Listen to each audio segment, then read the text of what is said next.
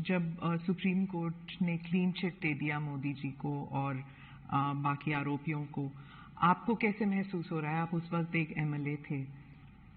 देखिए, सबसे पहले क्लीन चिट नहीं है, मैं इसके बारे में बाद में बात करूंगा।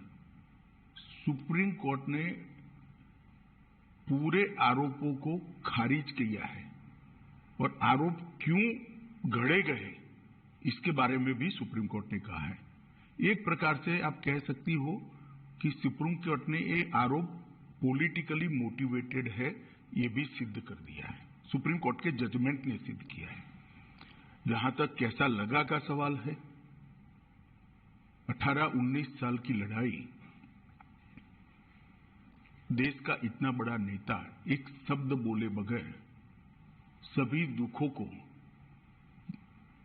भगवान शंकर के विषपान की तरह गले में उतारकर सहन कर कर लड़ता रहा और आज जब अंत में सत्य सोने की तरह बारा है, चमकता हुआ बारा है, तो आनंद ही होगा।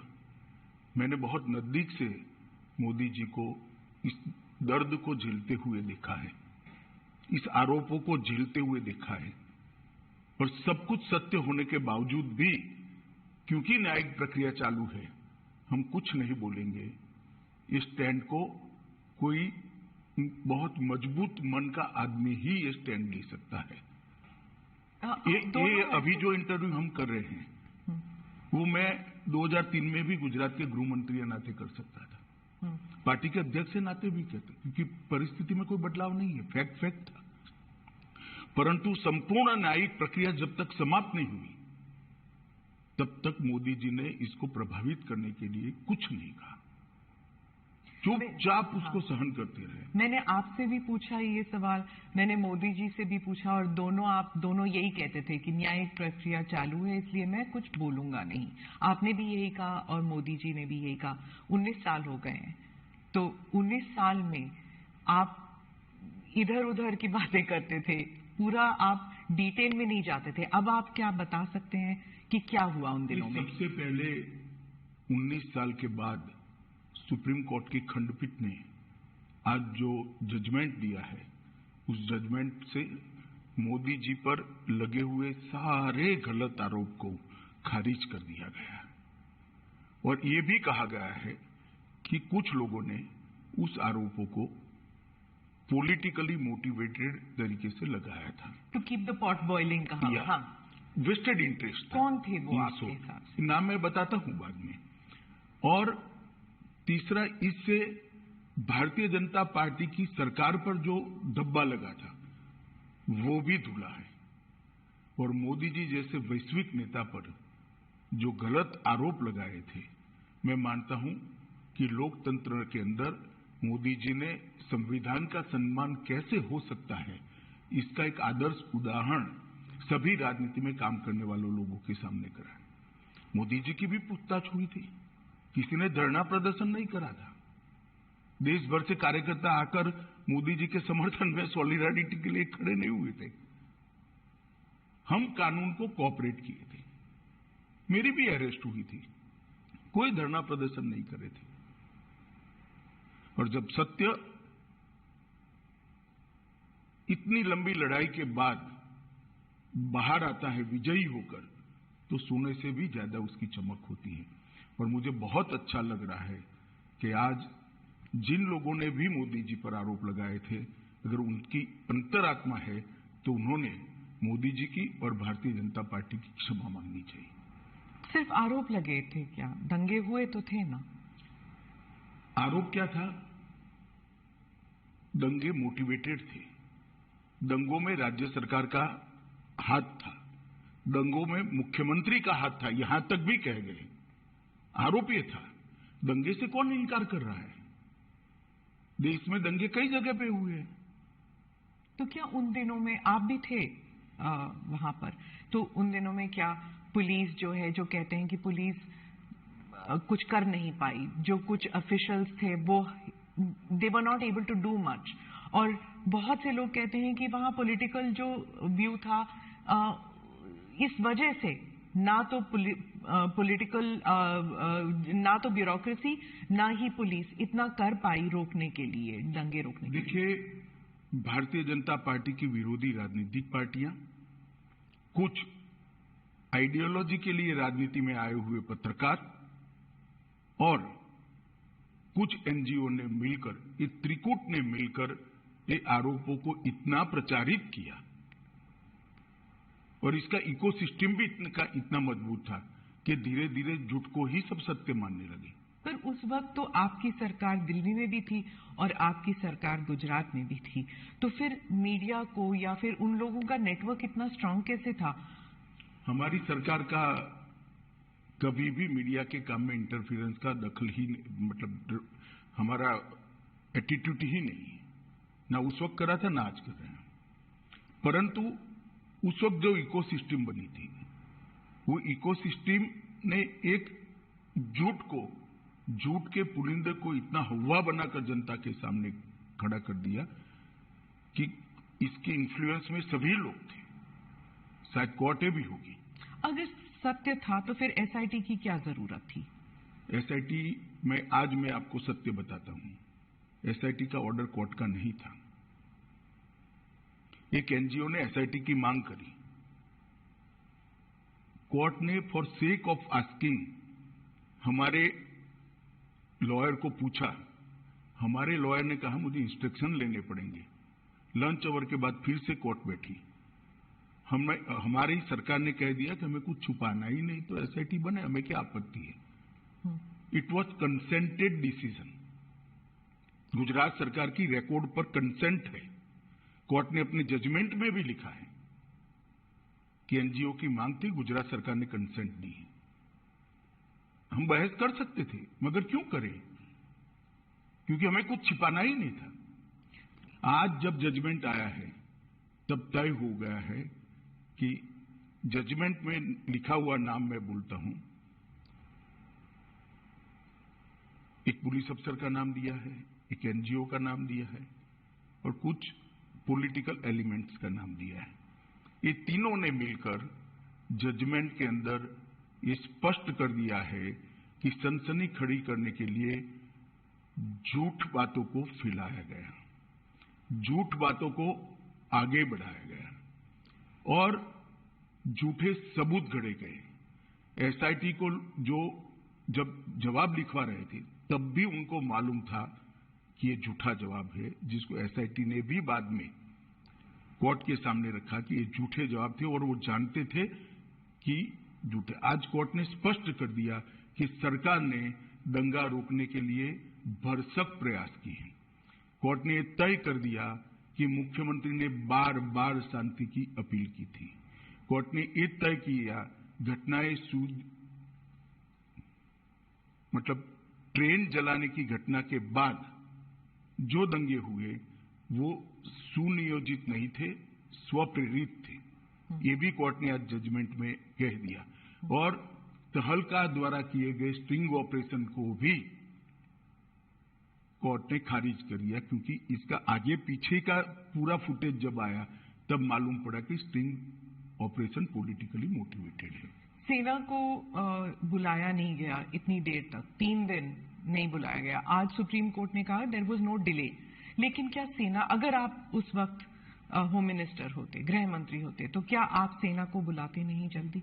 नहीं, जहां तक गुजरात सरकार का सवाल है, हमने कोई लेट लतीफी नहीं करी थी।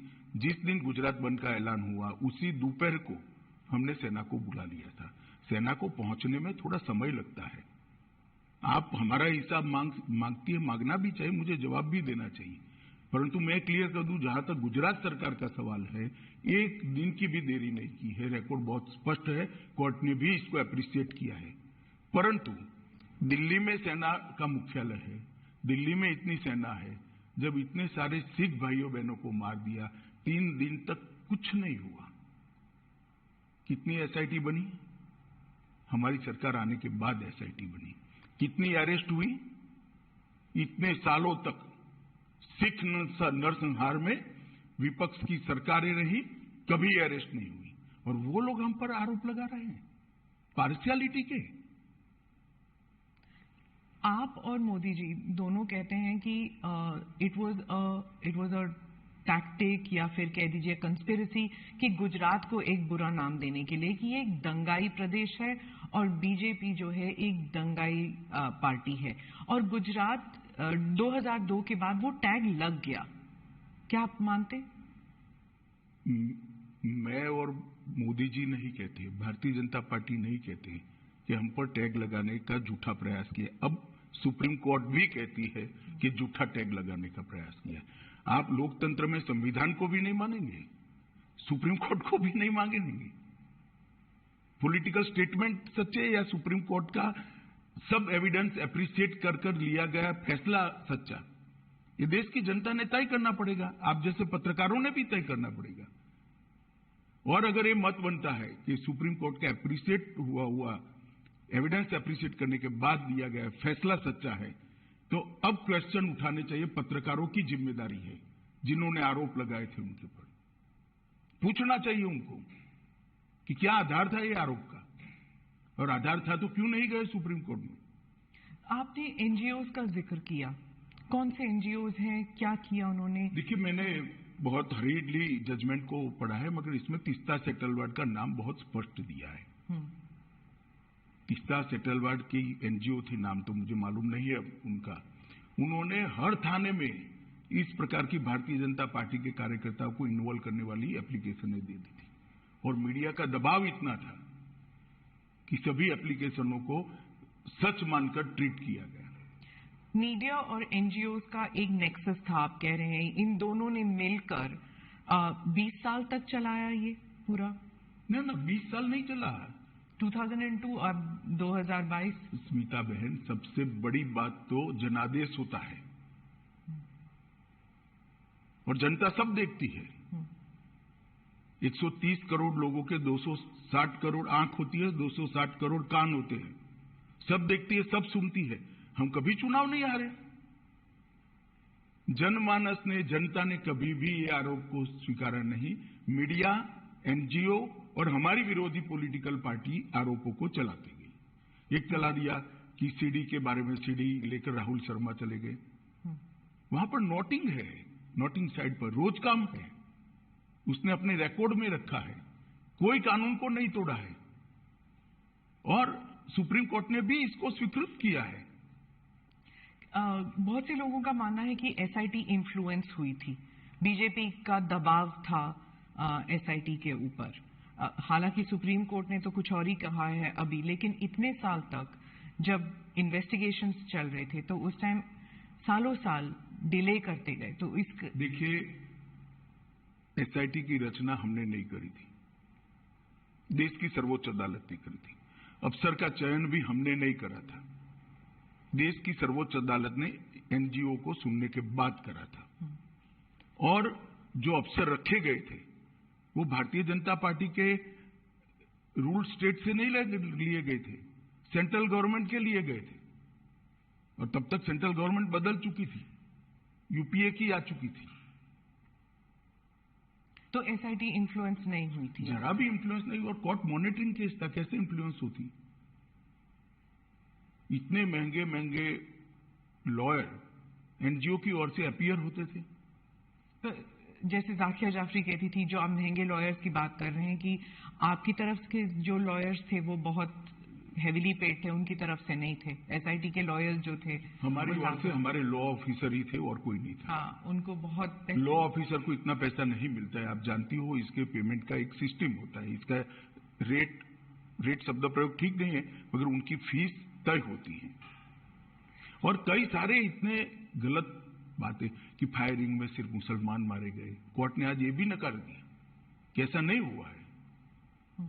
फायरिंग में मुसलमान नहीं मारे गए, लेकिन दंगों में तो मुसलमान मारे गए ना। देखिए स्मिता जी, एक बात आप समझ कर चलिए, जिस तरह से 60 लोगों को जिंदा जला दिया था, उसका समाज में आक्रोश था। और जब तक दंगे नहीं हुए तब तक किसी ने इसका क्रिटिसिज्म भी नहीं किया, accept Bharatiya Janata party. Congress party का एक भी स्टेटमेंट, पार्लियामेंट चल रही थी उस दिन, किसी ने दुख भी व्यक्त नहीं किया। कि 60 लोगों को जिंदा जलाने की घटना का आप भर्त्सना भी नहीं करोगे, निंदा भी नहीं करोगे? इतनी बड़ी वोट बैंक पॉलिटिक्स होगी।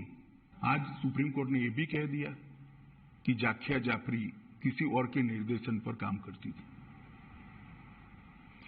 कई सारे विक्टिम्स का एफिडेविट एनजीओ ने साइन कर दिए, विक्टिम को मालूम ही नहीं है। आपके हिसाब से किसने किया, क्यों किया जाकिया जाफरी के? सब जानते हैं ना कि तीस्ता सेतलवाड जी की एनजीओ ये सब कर रही थी, केवल और केवल। और उस वक्त जो यूपीए की सरकार आई उसने ढेर सारी मदद करी है तीस्ता सेतलवाड की एनजीओ को, ढेर सारी मदद करी है, सबको मालूम है, पूरे लुटियन दिल्ली को मालूम है। गुजरात में तो आपकी सरकार थी, इतने गुजरात में हमारी सरकार थी, मगर जो एनजीओ थे उसको भारत सरकार ने मदद करी है, सब जानते हैं।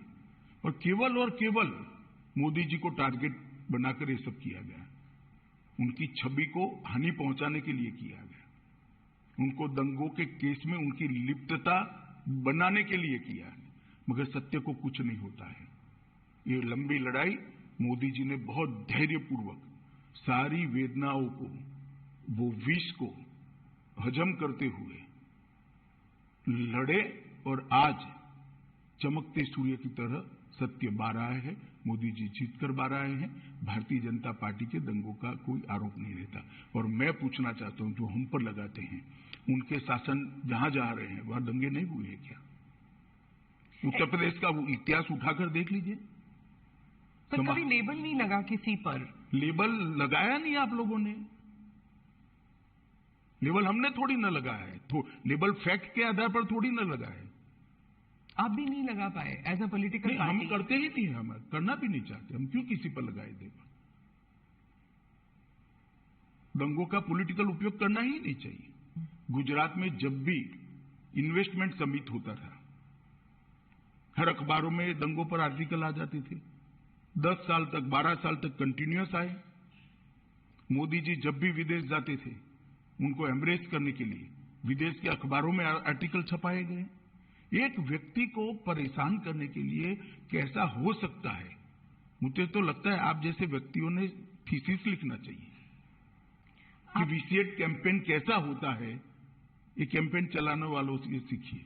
तो इसलिए सुप्रीम कोर्ट का ये वर्डिक्ट इतना अहम क्यों है पार्टी के लिए और मोदी जी के लिए? मतलब आप जब इतिहास लिखेंगे आपकी पार्टी के लिए, तो 20 साल बाद, क्योंकि आज का जो युवा है वो तो जानता भी नहीं शायद 2002 में हुआ क्या, क्योंकि ये 20 साल पुरानी बात है।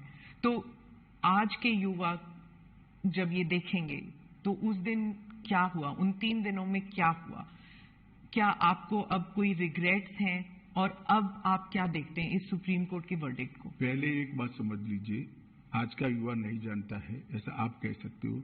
इतिहास हजारों साल जिंदा रहता है, और झूठे आरोप जो होते हैं उसका निरसन न्यायालय के माध्यम से होना बहुत जरूरी है।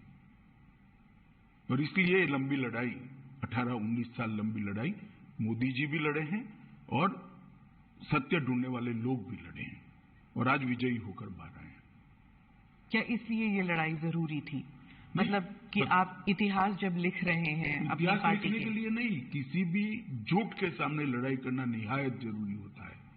किसी भी अपप्रचार के सामने उसको एक्सपोज करना बहुत जरूरी होता है। इतिहास तो अपने आप बनते रहते हैं।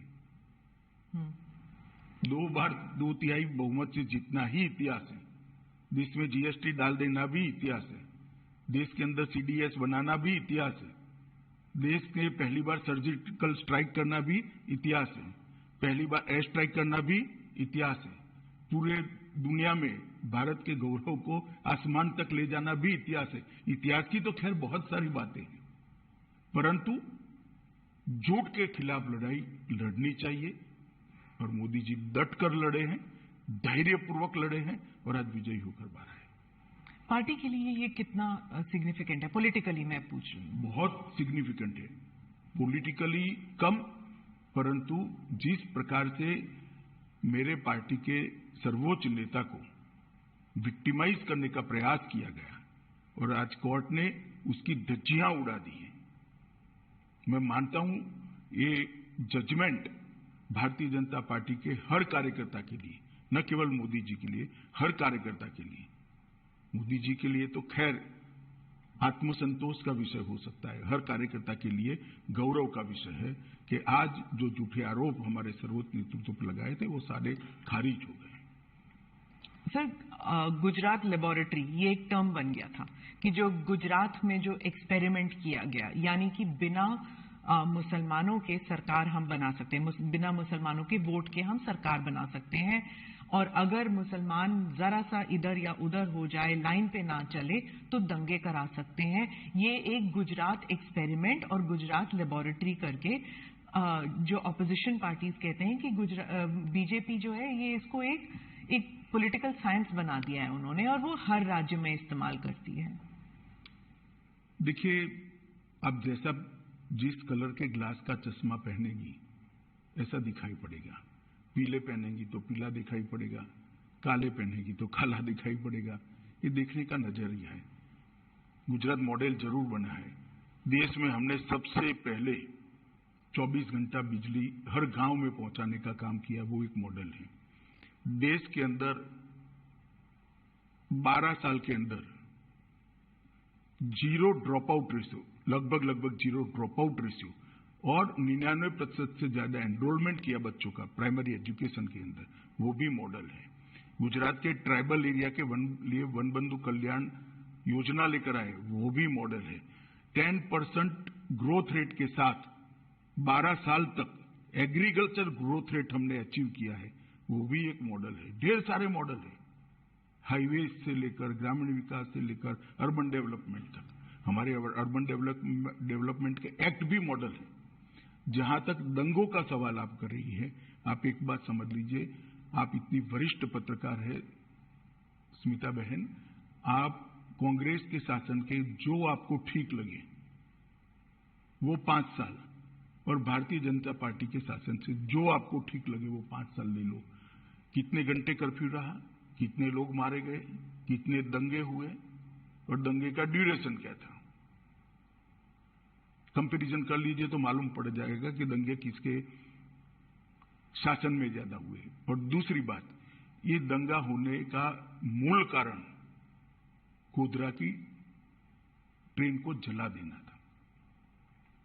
60 लोगों को, 16 दिन की बच्ची को मां की गोद में बैठे हुए जिंदा जलते हुए मैंने देखा है।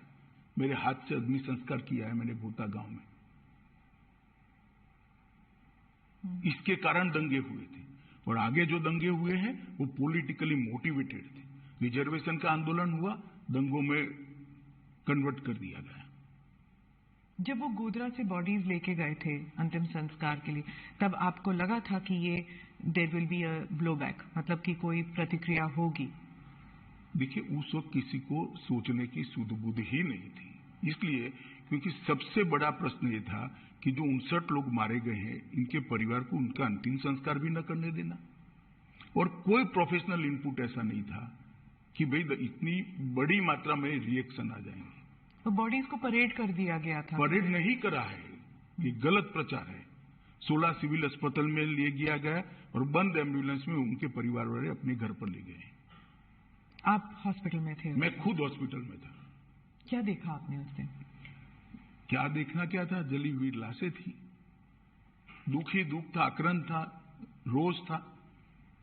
आप एमएलए थे, लेकिन आपकी कॉन्स्टिट्यूएंसी में ज्यादा दंगे हुए नहीं कंपेयर टू बाकी जगहों में। अगर आप उस वक्त इंचार्ज होते, अगर आप होम मिनिस्टर होते, तो आप क्या करते अलग उस वक्त? देखिए, जो भी लोग थे उन्होंने अच्छा काम किया था, मगर घटना के कारण रोष इतने व्यापक मात्रा में था जिसकी भनक किसी को नहीं लगी थी, किसी को नहीं लगी थी, ना पुलिस को लगी थी ना किसी को लगी थी, और बाद में किसी के हाथ में ही नहीं रहा।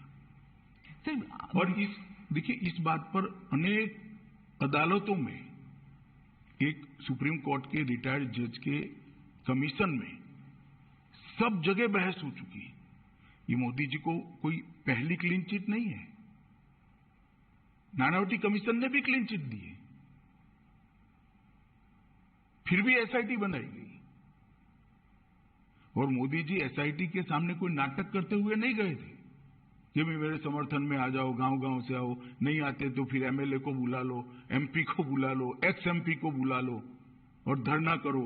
पर क्यों नहीं गई बीजेपी, क्यों नहीं गई अब सपोर्ट? हम मानते थे कि हमने न्याय में सहयोग करना चाहिए, न्यायिक प्रक्रिया में सहयोग करना चाहिए। सुप्रीम कोर्ट का ऑर्डर है, एक एसआईटी काम कर रही है। एसआईटी अगर चाहती है मुख्यमंत्री जी को कुछ सवाल पूछना, तो मुख्यमंत्री स्वयं कहते हैं कि मैं कोऑपरेट करने के लिए तैयार हूं। किस चीज का आंदोलन करना है? आंदोलन किस चीज का करना है? ये न्यायिक प्रक्रिया है। हमारे यहाँ कोई भी व्यक्ति न्याय की परिधि से बाहर नहीं है। नहीं, दैट आई एग्री, लेकिन आप खुद कह रहे हैं कि विक्टिमाइजेशन हो रही थी। मतलब आपको आपके खिलाफ जो चल रहा था उस टाइम, मीडिया ट्रायल या एनजीओ, उसके खिलाफ आंदोलन, क्या वो जस्टिफाइड नहीं था? देखिए, ट्रायल के खिलाफ, कोई भी न्यायिक प्रक्रिया के खिलाफ आंदोलन जस्टिफाइड नहीं होता है, क्योंकि हमारा व्यू था वो व्यू सही तभी माना जाएगा जब न्याय की अदालत उस पर थप्पा मारी, मुझे जेल में डाल दिया।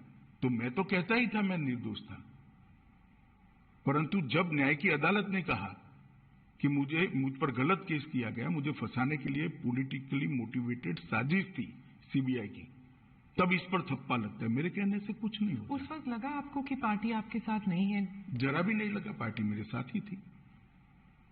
और आपको उस वक्त लगा कि ये पॉलिटिकल वेंडेटा है कि आपको जेल में डाल दिया? मैं तो भाग्य मानता हूं। क्यों? मैं भाग्य में मानता हूं, और मेरा तो जिन्होंने भी किया भला ही किया है। तो ये आप समझते हैं कि आपकी भलाई में हुआ? नहीं, जो हुआ भले के लिए हुआ, बाद में परिणाम अच्छे आए। आपको क्या लगा उस वक्त जब आप जेल में थे? तो कुछ नहीं लगता था, मैं लड़ाई लड़ने का निर्णय। आपको पता था कि आप बाहर निर्दोष निकल? जी, आज के इंटरव्यू का विषय मेरा केस नहीं है। आज के इंटरव्यू का विषय एक इतने बड़े पोटेंशियल लीडर पर, एक राज्य के मुख्यमंत्री पर। आप दोनों साथ थे सर, इसलिए मैं पूछ रही हूँ। 20 साल से आप दोनों एक साथ हैं, गुजरात से लेकर यहाँ तक, दिल्ली तक आना। आप लोग मोदी जी के साथ है 25-25 साल से, 40-40 साल से। इस केस में? केस में नहीं, भारतीय जनता पार्टी के कार्यकर्ता है नाते। पर ये राइट्स को लेकर जब भी किसी को सोचा जाता है, किसी के बारे में सोचा जाता है, आप दोनों के बारे में, हालांकि आप उस वक्त सिर्फ एक एमएलए थे, लेकिन इस लड़ाई में आप उनके साथ थे हमेशा। नहीं, तो लड़ाई मुझे लड़नी है, क्योंकि ये सत्य की लड़ाई है। मेरी पार्टी पर आरोप लगे, मेरे नेता पर आरोप लगे, मैं क्यों नहीं लड़ूंगा? पर ऑपोजिशन हमेशा कहती है कि दंगे आप करने देते हैं, जब तक लोग डेथ टोल नहीं हो जाता तब तक आप दंगे करने देते, क्योंकि इससे पॉलिटिकल फायदा होता है, पोलराइजेशन। बहन, आप भी वही कर रही हो जो 2003 में मीडिया ने किया था। आपके पास इतनी बड़ी टीम है। भारतीय जनता पार्टी की कोई कम राज्यों में सरकार रही नहीं है। जहां जहां हमारी सरकार है, वहां पहले कांग्रेस की भी सरकार थी, सपा की भी थी, बसपा की भी थी, तृणमूल कांग्रेस और कम्युनिस्टों की भी है। ठीक है, भारतीय जनता पार्टी का शासन का कालखंड और एवरेज दंगे और एवरेज हताहत होने वाले लोग और उनके कालखंड का आप निकाल दें। आप मैथमेटिकल फॉर्मूला निकाल रहे हैं। मैथमेटिकल फॉर्मूला नहीं कह रहा। अगर हम स्पॉन्सर करते हैं तो दंगे ज्यादा होने चाहिए। दिखता नहीं है ना, वही तो वो कह रहे हैं कि आप जो स्पॉन्सर देखना नहीं चाहते। आप देखना नहीं चाहते कि भाजपा के शासन में दंगे कम होते हैं। दंगे जब होते हैं, वो कह रहे हैं, ऑपोजिशन कहती है दंगों से फायदा होता है बीजेपी को, पोलराइजेशन से पॉलिटिकल फायदा होता है, इलेक्टोरल फायदा होता है। तो फिर हम ज्यादा कराते हैं, दंगे तो कम हो रहे हैं। मैं गुजरात पे वापस आती हूँ, क्योंकि आप गुजरात स्पेसिफिक इंटरव्यू आपने कहा कि आप और किसी चीज पर बात नहीं करना चाहते, सिर्फ गुजरात पर बात करना चाहते हैं। आप मुझे बताइए कि अब आप 20 साल अगर आपको रिवर्स पे देखना पड़े, तो क्या मोदी जी कर सकते थे जो उन्होंने नहीं किया? ऐसा है, सब कुछ किया है। मैं तो बहुत नजदीक से देख रहा था। इतने डिटेल में शायद ही किसी मुख्यमंत्री ने काम किया था। एक थाने की स्ट्रेंथ 100 पुलिस की होती है, 150 पुलिस की होती है।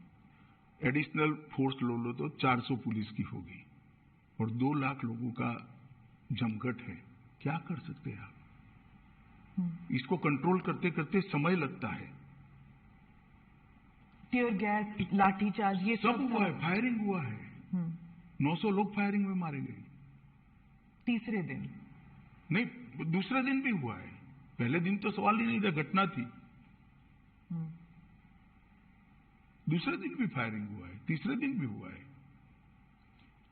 परंतु सरकार को भी व्यवस्थाएं करने में और जो स्केल बन गया उस स्केल को पहुंचने में थोड़ा समय लगता है।